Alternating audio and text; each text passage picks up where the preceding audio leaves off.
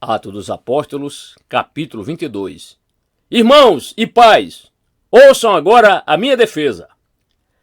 Quando ouviram que lhes falava em aramaico, ficaram em absoluto silêncio. Então Paulo disse: Sou judeu, nascido em Tarso da Cilícia, mas criado nesta cidade. Fui instruído rigorosamente por Gamaliel, na lei de nossos antepassados, sendo tão zeloso por Deus quanto qualquer de vocês hoje. Persegui os seguidores deste caminho, até a morte, prendendo tanto homens como mulheres e lançando-os na prisão.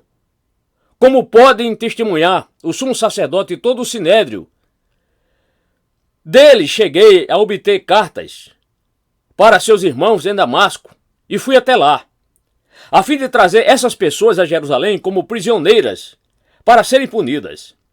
Por volta do meio-dia, eu me aproximava de Damasco quando, de repente, uma forte luz vinda do céu brilhou ao meu redor.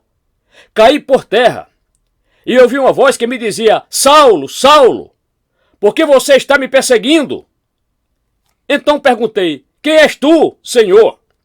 E ele respondeu: Eu sou Jesus, o Nazareno, a quem você persegue.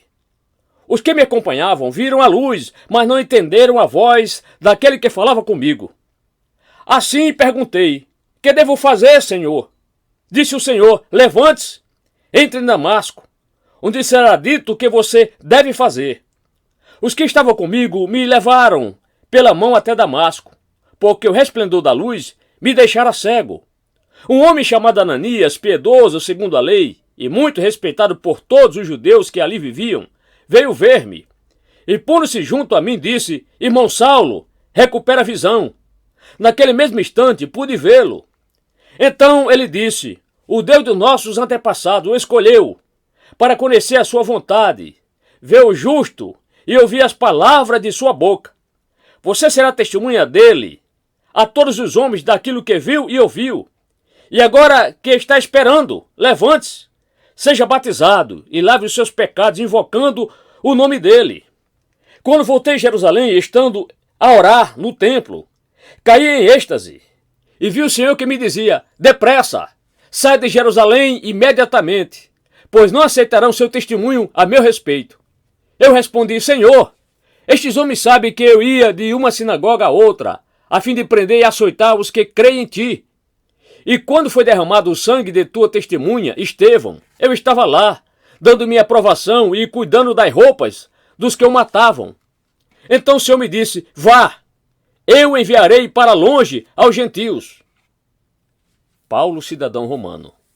A multidão ouvia Paulo até que ele disse isso. Então todos levantaram a voz e gritaram: Tira esse homem da face da terra!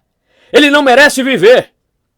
Estando eles gritando, tirando suas capas e lançando poeira para o ar, o comandante ordenou que Paulo fosse levado à fortaleza e fosse açoitado e interrogado para saber por que o povo gritava daquela forma contra ele.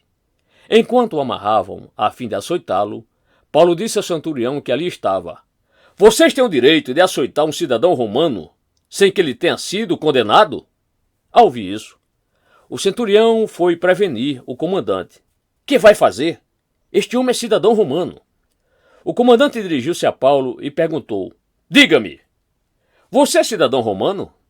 Ele respondeu: Sim, sou. Então o comandante disse: Eu precisei pagar um elevado preço por minha cidadania. Respondeu Paulo: Eu a tenho por direito de nascimento. Os que o interrogá-lo retiraram-se imediatamente. O próprio comandante ficou alarmado ao saber que havia prendido um cidadão romano. Paulo diante do sinédrio. No dia seguinte, visto que o comandante queria descobrir exatamente por que Paulo estava sendo acusado pelos judeus, libertou-o e ordenou que se reunissem os chefes dos sacerdotes e todo o sinédrio. Então, trazendo Paulo, apresentou-o a eles.